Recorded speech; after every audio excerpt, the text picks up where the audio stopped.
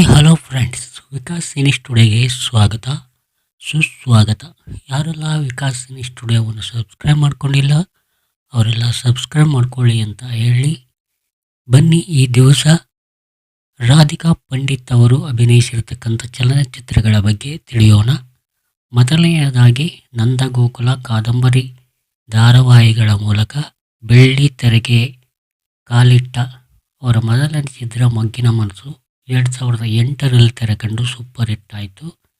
ಎರಡನೇ ಚಿತ್ರ ಒಲವೇ ಜೀವನ ಲೆಕ್ಕಾಚಾರ 2009ರಲ್ಲಿ ತೆರೆಕಂಡು ಆ್ಯಾವರೇಜ್ ಆಯಿತು. ಮೂರನೇ ಚಿತ್ರ ಲವ್ ಗುರು 2009ರಲ್ಲಿ ತೆರೆಕಂಡು ಫ್ಲಾಪ್ ಆಯಿತು. ನಾಲ್ಕನೇ ಚಿತ್ರ ಕೃಷ್ಣನ್ ಲವ್ ಸ್ಟೋರಿ 2010ರಲ್ಲಿ ತೆರೆಕಂಡು ಸೂಪರ್ ಹಿಟ್ ಆಯಿತು. ಐದನೇ ಚಿತ್ರ ಗಾನ ಭಜಾನ 2010ರಲ್ಲಿ ತೆರೆಕಂಡು ಫ್ಲಾಪ್ ಆಯಿತು. ಆರನೇ ಚಿತ್ರ ಹುಡುಗರು 2011ರಲ್ಲಿ ತೆರೆಕಂಡು ಸೂಪರ್ ಹಿಟ್ ಆಯಿತು. ಏಳನೇ ಚಿತ್ರ ಅಲೆಮಾರಿ 2012ರಲ್ಲಿ ತೆರೆಕಂಡು ಆ್ಯಾವ್ರೇಜ್ ಆಯಿತು. ಎಂಟನೇ ಚಿತ್ರ ಬೇಕಿಂಗ್ ನ್ಯೂಸ್ 2012ರಲ್ಲಿ ತೆರೆಕಂಡು ಫ್ಲಾಪ್ ಆಯಿತು. ಒಂಬತ್ತನೇ ಚಿತ್ರ ಅದ್ದೂರಿ 2012ರಲ್ಲಿ ತೆರೆಕಂಡು ಸೂಪರ್ ಹಿಟ್ ಆಯಿತು.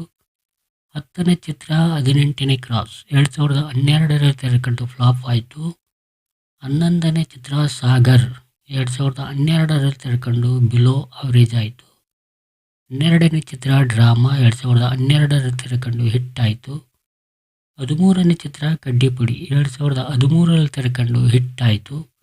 14ನೇ ಚಿತ್ರ ದಿಲ್ವಾಲಾ 2013ರಲ್ಲಿ ತೆರೆಕಂಡು ಫ್ಲಾಪ್ ಆಯಿತು. 15ನೇ ಚಿತ್ರ ಬಹದ್ದೂರ್ 2014ರಲ್ಲಿ ತೆರೆಕಂಡು ಸೂಪರ್ ಹಿಟ್ ಆಯಿತು.